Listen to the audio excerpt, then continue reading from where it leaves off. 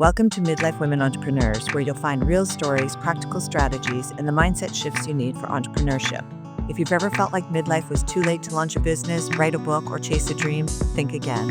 I'm Lynette Turner, your host, and I'm bringing you inspiring conversations and practical tips to help nudge you forward and keep growing in midlife. So let's jump in. All right. Well, welcome, Julia Brooks, to Midlife Women Entrepreneurs. I'm excited to have you here today. We met through the podcast on our pre-call. You introduced me to your business, and I thought, wow, I don't think I've ever talked to anybody that has done this pivot from this hardcore sales to this more softer side of sales. And I thought you would be a great guest for everybody that's listening, especially women who we kind of cringe when it comes to sales. And so you're going to tell us all about what you do, how you got to doing it. I'm going to hand the floor over to you. You give us a bit of an introduction, and then we're going to jump right into it.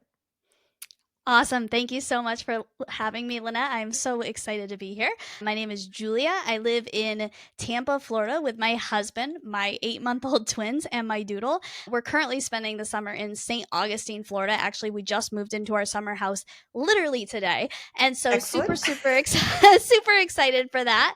I am a sales coach, and I help women sell in a way that doesn't feel pushy, cringy, inauthentic. And so I help them sell in a way that feels truly authentic to them and who they are. And so that's a little bit of what I do, and about me.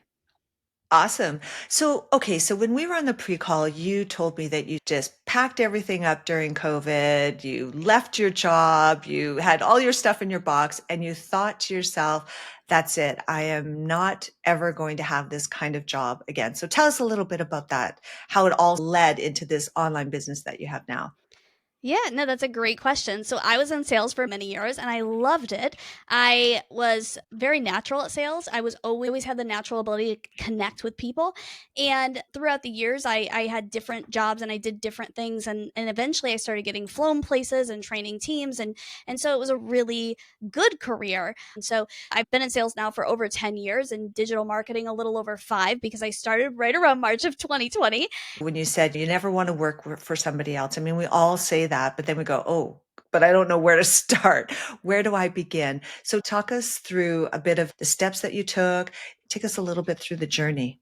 Yeah, absolutely. So I think that a lot of us get stuck in the tyranny of how, of like, okay, I want to do this. How am I going to do it? In a general sense, I was determined. I knew I was going to find a way. The first thing I did was I hired a business coach and I just started learning and working at things and I started launching stuff and I started building things and I tried different things and I tested things in the market and I used my sales ability to really turn that into being able to share my message in a way that really resonated with people. And just from there, just kept building and building. So the online offer I have now is around sales. It's based around sales, which is so true to my heart, and helping women is so true to my heart. The business that I had before that was actually a health and wellness business. And so I had that for many years. I helped a lot of women and it was really incredible. I had everything from funnels to ads to clients to different offers, and it was a really incredible journey and I loved building that business. And I think that towards the end I realized that my passion was truly and deeply in the sales space and helping women in that space. And so I shifted over to that. Yeah, that's great. And I'm going to just say that when I think about when you're in that flow of success and you're on that path and that trajectory, I guess, how did you just decide I'm not passionate about this? Or like, what was that moment where you said, it is super successful, but I'm going to walk away from it? Yeah, it was very difficult because at this point with this business, I had a webinar funnel built, I had a VSL funnel built, I had ads, I had media buyers, I had loads of testimonials, I had current clients. I mean, it was a very big business with a lot of assets. I had, if you're familiar with lead magnets, I had 15 lead magnets I had built. I Yeah. had all of these things. I had a huge email list. And so it was a slow stew, but what really turned it for me, what really shifted for me was when I had my twins. And when I had my twins, I was fortunate enough to be able to take a 6-month maternity leave and really just take that time and soak it in with them. And something in me just shifted in that time. If I'm going to be away from my twins, if I'm going to be away from my family, and I'm going to go and sit at a desk every day and go after a mission, it better be something that I want to do so bad, that I'm so passionate about, and that just lights me up. And health and wellness really did light me up for a long time. I kind of lost my steam for it. And so it just kind of shifted. The one thing that I always knew was sales, but it's just a testament because this business has been, I mean, the success since day one, since I started, has just been immense. And it just goes to show, when you follow your passion and when you stay in alignment with who you are and what you truly feel like you're meant for, everything else becomes easy. Exactly. And so that is such a great segue. Let's talk about your business because Yeah. you are definitely no to sales bro tactics. And everybody you see online, anybody that's kind of like an online guru sales, it's always that hardcore sales, sales, sales, make the offer. So walk us through, what's your mission? Absolutely. Yeah, it's so funny. As you're saying that, I can feel butterflies literally in my chest Yeah. because it is something that I am so passionate about. So to get to why this business? So I had a few ideas, and I had a business coach. I've been working with her since 2023, and I came to her after my maternity leave. I said, I gotta find something I really want to do, and I came to her with a couple of ideas, and one of them was sales. I was like, I've been in sales for over a decade. I feel like there's already a bunch of salespeople in the online space. Like, I'm not needed. And she was like, okay, but go do some market research and then come back to me and let me know. So I think nothing of it. I'll never forget this afternoon. I'm sitting there on my sofa on my phone, and I start doing this market research, and I pull up my Instagram and I type in sales coach. And I click on the first girl. And the first girl, like the reel, said something like, if somebody says that they need to talk to their husband, you better tell them that they're weak. And I was like, what? I was like, that's not what good salespeople do. This is crazy. So, like, and then I was just like, I just got lost in a wormhole for like an hour. I saw other people saying at the very beginning of the call, you better tell them that you're not going to take maybe for an answer. They better give you a yes, or they better give you a no. And I was like, what? These are real people. These are human beings that we're talking to here. This makes no sense. All these women that have a mission, they have a heart, they have somebody that they want to help, and they think that they have to do this tacky, pushy, aggressive, excuse my French, but bullcrap in order to make a sale. Oh my gosh, no wonder they're struggling. No wonder they're lost. No wonder they're uncomfortable. And so I text my business coach. I was like, in my world, nice girls finish first. And I was like, nice girls get rich faster. And she was like, that's your tagline. And so now we have t-shirts that say nice girls get rich faster. We have hats that say nice girls get rich faster. And it became a mission for me. So yes, it's a business, and yes, it's great to make money, but more than anything, this is a mission to help women that have a passion get their stuff into the hands of the lives that they know they can change without having to do all of this uncomfortable stuff that the entire internet is telling them, because unfortunately the internet is lying to them about what it takes to get clients. Unfortunately, they have all these ideas in their head of what they have to do, when really all they have to do is show up and be themselves and serve. And is there frameworks to sales? Of course. Is there a buyer's journey that you take someone on? Yes, absolutely. But it doesn't have to be gross. It can be from a place of connection, from a place of love, from a place of service. And I've worked with so many clients at this point, and they've had so much success. And it's been a really incredible journey so far. No, and I didn't interrupt you because you are very passionate about it. And that's what I want to see in somebody who is going to coach me, because I think we get a little bit stuck in our head. Sometimes we get a bit of this imposter syndrome. And I think we need like this cheerleader. So I want to go to some of back to that sales bro tactics. So what do you think? Let's talk about like 3 outdated sales bro tactics that you believe harm women specifically's ability to sell. Okay. So let's see if my brain can keep track of three in a row. I'll start with one. Yeah, or one. So the first, I would say, is having to overcome or fight objections. So we have this idea in a sales call, or even when you're talking to someone in the DMs, that people are going to come up with objections, and there's a rebuttal script for every single objection out there. So if somebody says, if somebody says, Jenny, I believe the sky is blue, and you want her to believe that it's green, then you're going to say, no, Jenny, the sky is actually green, and here's why your answer is stupid, and here's why mine is correct. So let me box you into a corner so that you have to admit to me that my answer is correct, and then you'll buy from me. So that does not work for a number of reasons, especially in a women business where you're talking with women. Women don't respond that way. The problem is none of these sales playbooks have been changed at all, and now it's 2025, and as a society we're just completely different, and especially when we have so many women-led businesses that are talking and selling to other women. So the way that I would shift that, first of all, objections. The only reason that objections come up at the end is because we didn't have the correct framework in the beginning. Because here's the thing, someone's either meant to buy your stuff or not, right? And so if they're not meant to buy your stuff, good. You don't want their sale. The idea is that there's so many abundant sales that are out there, and there's so many people that are aligned with you, that if they're not meant for what you do, then we don't want to push them into doing anything that they don't want to do. That's just not okay. That's called bullying. On the other end, if they are meant for your product or service, then we have to take them down a buyer's journey. And the way that we do that is we help them to decide for themselves, because at the end of the day, this is their decision. And so all we do is we act as a guide. We connect with them and then guide them down a buyer's journey, down a path. And then if they choose to join your product or service, that's amazing.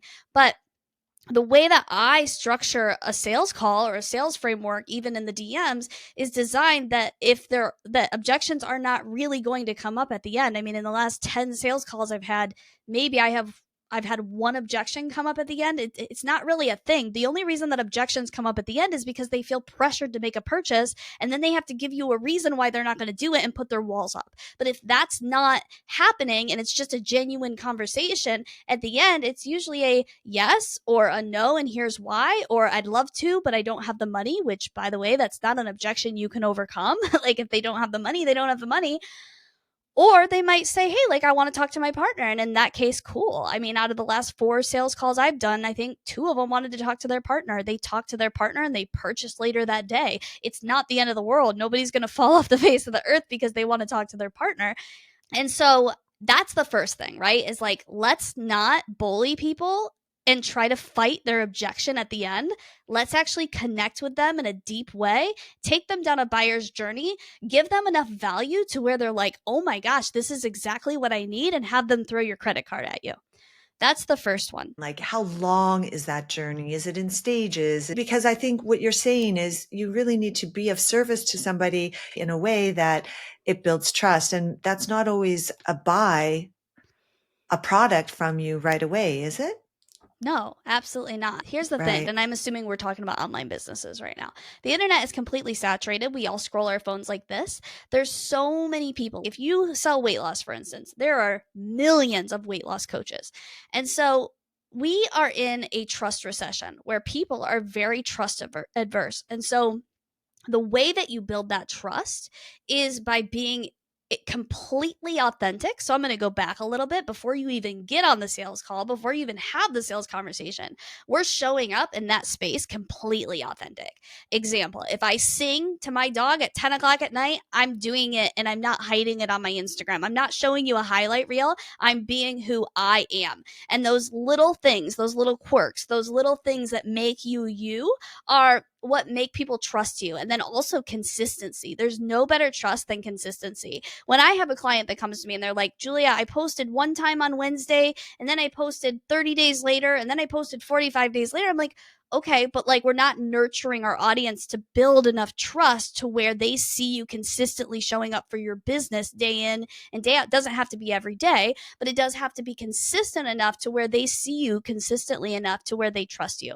So this is also coming from a place of attraction as well. You're also talking directly to your ideal client and everything that you do. So by the time you get on the call, the trust is already there. But even if it isn't, there's of course a lot of ways to build trust right in the beginning of the call as well. Because what you're talking about is building trust with your buyer, correct?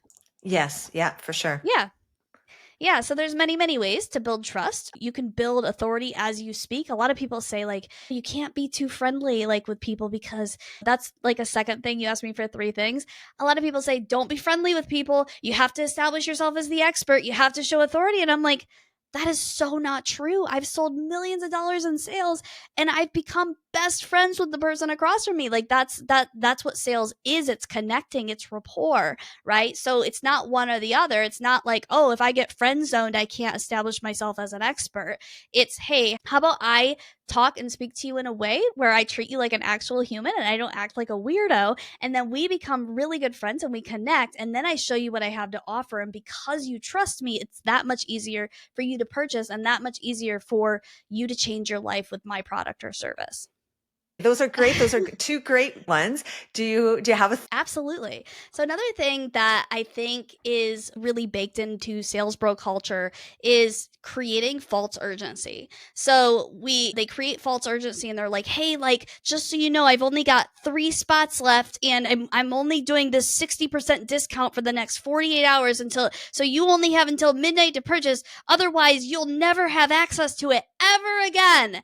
And the person's like, well, wait a second, like I'm going on vacation tomorrow and like I need a couple days to think about it, and they feel all this pressure and this anxiety that they have to make this decision right now. So here's the flip side of that, right? The nice girl selling method is that when you have something of so much value and you can have a conversation with somebody and take them down that buyer's journey where they understand the value and they understand how much it's going to impact their lives, the urgency gets it's true urgency and it gets created within them, right? Because even I'll use weight loss as an example because everyone knows weight loss. Let's say that Sally comes to me and she wants to lose 30 pounds. So I can sit there and I can tell Sally, hey, Sally, for you today, I've got a really special deal, but it's only here till midnight, right? And that's what a traditional sales bro would do. But what if I talked to Sally and what if I had a conversation with her and I was like, hey, Sally, like, so why do you want to lose these 30 pounds? And she was like, oh, Julia, if I could lose these 30 pounds, I've got a Disneyland trip planned with my kids in 3 months and I could run across the park with them. I've literally heard this before, by the way. Oh my gosh, Sally, you could run across the park with your kids? That's amazing. Like, how cool would that be? Like, what would you guys do? Maybe we'd go here and maybe we'd go there and maybe I would do this and that with them. Maybe I'd even wear a bathing suit and go to the splash pad with them, which I wouldn't normally do. Oh my gosh, Sally, that's incredible, right? And so we're having a conversation with Sally because Sally, if she's here to lose 30 pounds and she's on the call with you, it's probably because Sally hasn't been very good at making that decision up until this point, right?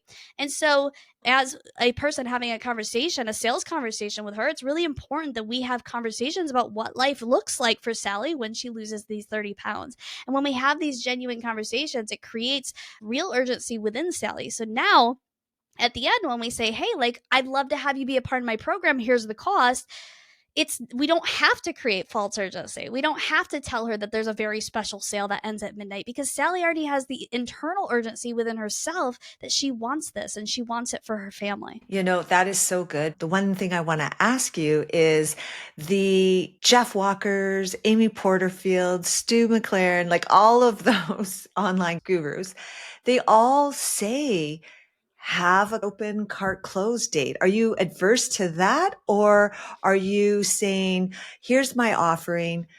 I'm offering it 3 times a year. It's open now. Enrollment is open. Like, how would you approach that? Or are you a fan of No, that?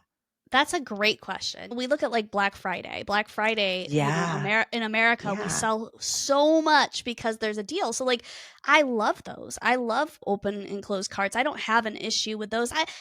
From a different perspective, I am a bit more of a fan of an evergreen strategy just because I feel like launches can give you inconsistency in your business. However, I have nothing against an actual urgency. I think actual urgencies are cool. Like, when I first came out with my very first client in this sales business, I said, hey, listen, I have nothing built yet. I literally have not built the course. I haven't done anything, but I know that I can help you take your business from here to here. So since I have nothing built, I'm going to charge you this discount. when the thing's built, it's going to cost this. That is called authentic, true urgency. I'm not making anything up. What I'm talking about and what a lot of people do out there is they actually make things up and they create false urgency by saying things that aren't true. A launch is true. If you're posting it on your Instagram and you're like, close cart on June 15th, that's true. You're not lying to anybody. What I'm talking about is creating false urgency in a false situation in order to get somebody to purchase. And unfortunately, a lot of people are doing it and a lot of people are teaching it. When you think about an evergreen, and for everybody that's listening, that's just something that you can go to that person's website and you can buy the course right away. Sometimes it takes you through this funnel of watching a webinar that's already pre-recorded. You go in and then it gives you the cart close approach, but you can literally join that program at any time. Now, how could you have an evergreen strategy with a mastermind group? Absolutely. Yes, I have one. And I'm a Yes? huge fan of it. I have a lot of clients that come to me and they have this huge launch, but I'm a much bigger fan of an evergreen strategy. And you can absolutely do that with a course. You can do that with your coaching. You can do that with anything that you want. You do mostly work with women exclusively, or do you work with some males as well? I work with girls only. Girls only. Like my passion and where my heart is helping women, and that's kind of the culture that I've created inside my business. So when we come together in these small group mastermind calls, it's all women, and it just creates a culture and it creates a safe space for everybody. And so I love working with women, and yeah, that's who I work with. Yeah. Okay, so a couple of questions that come to mind. One is you're working with a woman, let's say she's making between $2,000 to $3,000 a month in her online business. What's often the real reason she's possibly stuck at that level, assuming she obviously wants to make more than that? Yeah, and I'm so glad you're asking this because this is the typical client that comes to me. Like they're very Right. inconsistently between 1 to 3K and they're just looking to consistently get to that 8 to 10K. I think that for that woman, the biggest thing that I see is that she just doesn't know what to be doing. She doesn't know what to do with her time, so she's not getting consistent leads. So a lot of times that woman isn't specific enough in her messaging, okay? It's really important that your content speaks directly to your ideal client in a way that your ideal client could be scrolling on her phone in the middle of the night and literally see your stuff and be like, oh my gosh, this woman's talking directly to me. Like, is she in my head? Did she implant something in my brain? That's the only way that you can stand out in 2025. Unfortunately, if you're not creating specific enough content like that, it's really easy to be invisible because you just look like everybody else. So she's often not being specific enough. That's one. The second thing is she does not have a consistent lead generation system. So it's really, really important. I mean, the lead generation is like the lifeblood of your business. If you are not booking calls and if you don't have a system inside your business to consistently book sales calls, or if you don't take sales calls, make sales, then we're in trouble, right? We don't have consistent income. And so that's the second thing that needs to shift immediately. And then if she's taking sales calls, well, there's many ways, there's many sales situations online, right? There's sales calls, there's sales in the DMs when people inquire in the DMs. How do you talk to them? How do you transition into your coaching or your services? So there's a lot of sales skills in that area that they really need to improve so that they can actually make the sale when the sale comes. And then time management, just knowing where to put her time and where to spend her days and things like that. And so when we go in and we clean all of that up and we fix that, it's very, very easy. A lot of my clients they are booking consistent calls on their calendar within 7 to 10 days, and they are at those consistent 8 to 10K months within, most of them within 30 days, a lot of them within the first 2 weeks. Of working with you. Yeah. Yeah, no, that's amazing. That's so good. And I believe it. Everything that you're saying just resonates so much. Okay, so the intake, can somebody come to you if they have, let's say they have a half-baked course idea, or their coaching program might be a little bit stalled. So maybe they're not even making a consistent $1,000 or $2,000 a month. Like, where can they come to you to get started? Or I like to have a bit of a baseline. No, I mean, I have had clients that have come to me that are making zero, but maybe they made 2 grand a couple months ago, but then maybe they made nothing now, but then they were taking a break because they didn't know. And so Yeah. as long as you have idea, I have worked with clients that have no clue what they want to build, no clue what their niche is, no clue what an offer is. And I mean, I can do that, but that's not really where you're going to get the best bang for your buck with me. Where I'm really, really good is like, you're like, hey, like I have this idea. I know I want to help people. Maybe I have a half baked course, or maybe it's already built. Maybe I've sold, 5 people already over the last year, and I'm ready to go. Like, I want to turn the engine on, and I want to make this thing a real business. And so that is really where I come in, is like, so in those beginning stages, when you have the bones, but you just can't get consistent, and you can't get to the income you want, and you're not sure why. So, what would you say to a woman who's listening right now? She's got this powerful offer, but keeps avoiding all of what you just said there, like getting on sales calls, getting those lead generation, like that just becomes like, oh my God, so overwhelming. Where do I begin? Where do I start? But so she's avoiding that because it just feels a little, oh my God, or icky, or whatever you want to call it. I love that. And that's such a common thing. And so I'm so glad you're asking that question. So, what I would say to her is, listen, you came here to change the world. You came here to change these women's lives. You're a creator. You are a coach or a helper, or you created this course. So you want to make a difference in these people's lives. And I always tell my clients this too. I'm like, look, you didn't start a business to become a lead generation machine, or to become a salesperson, or to do all of these mundane things that you probably aren't passionate about and you don't even want to do. But unfortunately, in order to get from A to Z, so like if we want to actually make the impact and the income we want to make, let's say you want to get to 10K months.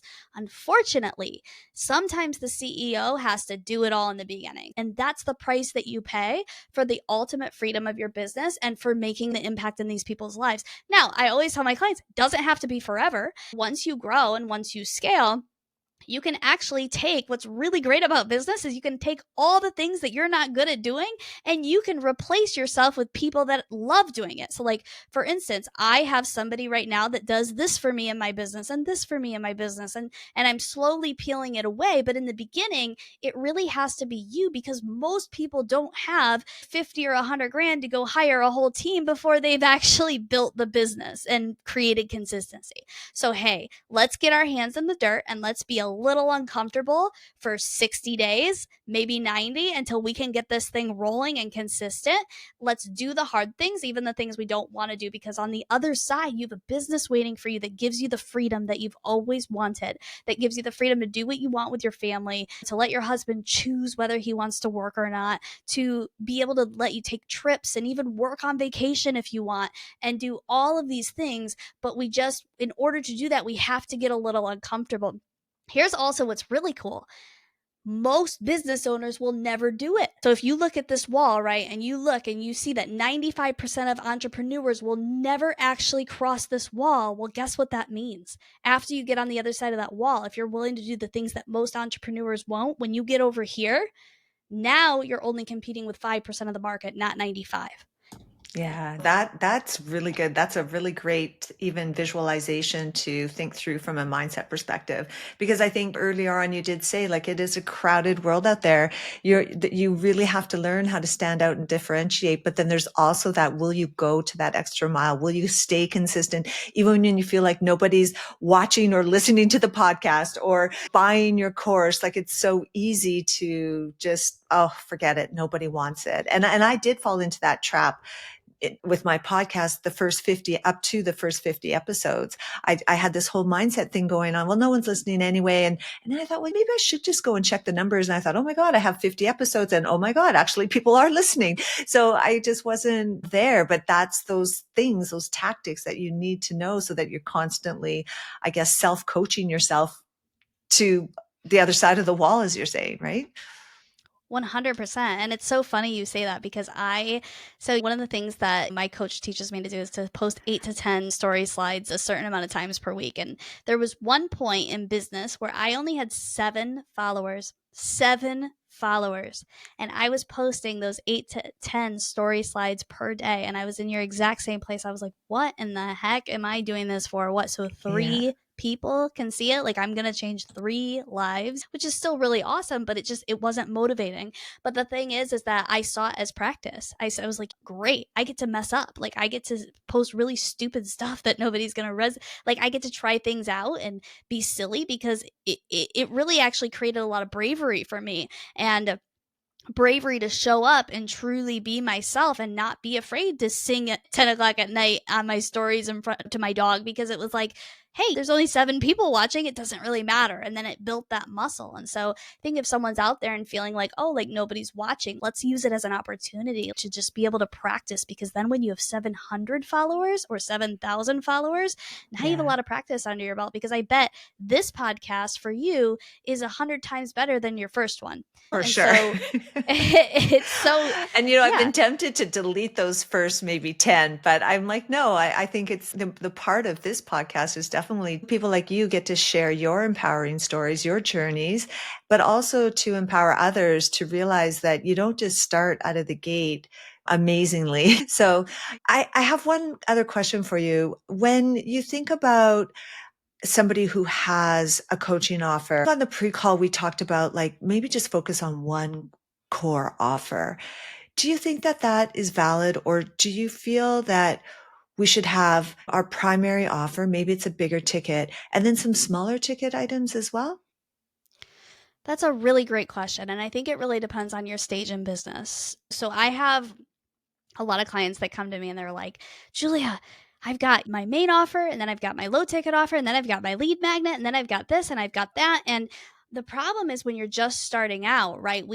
A business needs cash flow. Like I'm like, look, I love the creative side and I love that you want us to keep building stuff, but my job is to be your coach. So we need cash. And so the important thing to keep the business going and to keep the lights on, right, is cash flow. And so I always recommend starting with one signature offer that is a high ticket offer. I've sold low ticket offers. You got to sell a lot more and it's a lot more work. And so I always recommend starting with a high ticket offer.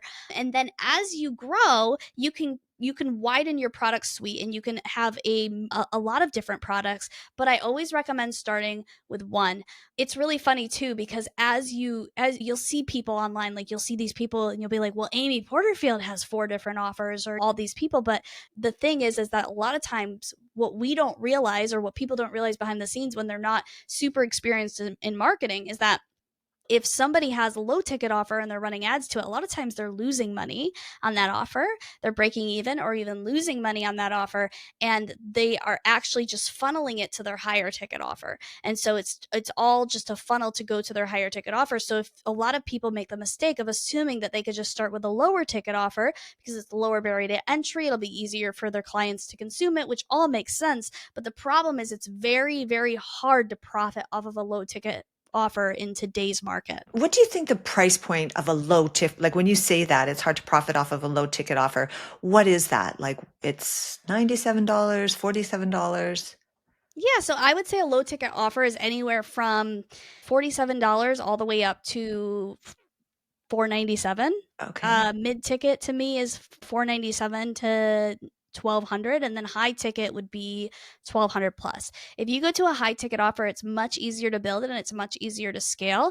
And then the clients, what I've seen over all the years is that the clients actually get better results, and so you get more testimonials, because when people have to fork out $1,000, like when people pay, they pay attention, right? So the more it hurts for you to make a purchase, the more you're going to show up. So even if it's the exact same product, but they paid more for it, they're more likely to show up. And then when you sell it at a higher ticket, you can afford to offer things like group calls. You can offer coaching if you want. You can, like, I have a coach inside my business. She's incredible. You can offer all kinds of value that they wouldn't have to help them get to the result that they're looking to get to. I think you've just shared so many great nuggets. And how does somebody get a hold of you, Julia? I love that question. So I'm at Julia K Sales on Instagram, and that is where I primarily hang out. So you can come find me there. So Julia, and then just a K or Kay? Nope, it's Julia, just the K, and then sales. Okay, so Julia K Sales, and that's your handle on Instagram. That's perfect. Yeah, drive them just to one location too. I agree with that. So one like final last question. So you became this mom of twins, and I think that was just very pivotal to the success of your business. And isn't that crazy how a lot of people would think, oh, I need to put my life on the back burner so I can raise these kids. So how do you think becoming this mom of twins changed your view on work and what success really means? Such a beautiful question. I think success means freedom. I think success means having the ability to not be shackled by money, you know? So for instance, there was a few months ago, I posted about it on Instagram. It was a random Wednesday. I was missing one of my twins in particular. She had a tough day and I was missing her. And I thought, I wanna go get her. And I cleared my schedule and I went and I spent the whole afternoon holding her and cuddling her and spending time with her. And so I think for me, it's really just having that freedom to be able to, when my kids look back on life, like there's never going to be a moment that I'm not going to be able to be there. Whereas when I worked in corporate, I had to work on Christmas Eve. I had to put in a special request if I didn't want to work on Christmas Eve. And so with this, it's like I get to choose my schedule. And then on top of that, they get to watch me as a role model and know that they can be and do anything as a woman. And I think that that is so, so incredible and invaluable. So when I put all of that together, the thing that success does is it just amplifies the life that I get to have with them. And that is what success means to me. That's really great. All right, Julia, you were wonderful. Thank you so much for your time today. Thank you so much. Foreshadow Thanks that. for having me. I love Thank it. you. Hey, it's Lynette. Thanks for listening today. Please like and subscribe. And if there's somebody out there that you think could benefit from the episode, give it a share. Midlife is your time, so go get it.